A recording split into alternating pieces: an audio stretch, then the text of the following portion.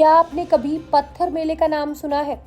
क्या आपने कभी ये सुना है कि एक समुदाय के लोग दूसरे समुदाय के लोग पर पत्थर बरसाते हैं और उसके जब खून निकलने लगते हैं तो माँ भद्रकाली को उसके खून की बलि दे दी जाती है। हम बात कर रहे हैं हिमाचल के एक गांव धामी की, जहां ये अनोखा पत्थर का खेल खेला जाता है, या कह ले कि खून का खेल खेला जाता है।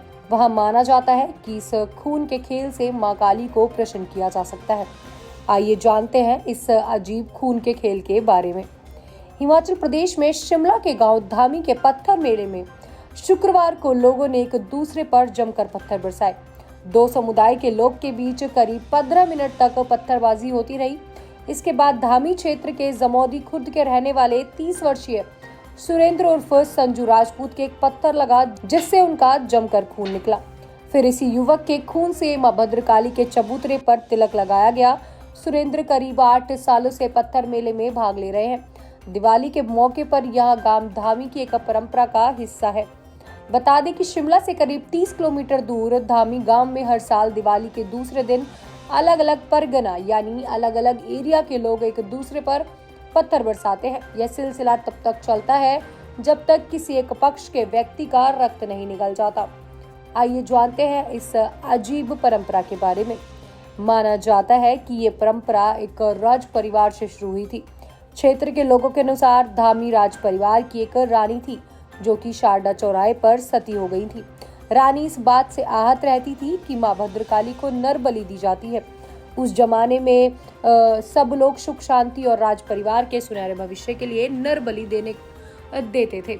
रानी से सख्त खिलाफ थी। रानी तब तक राजमाता बन चुकी थी।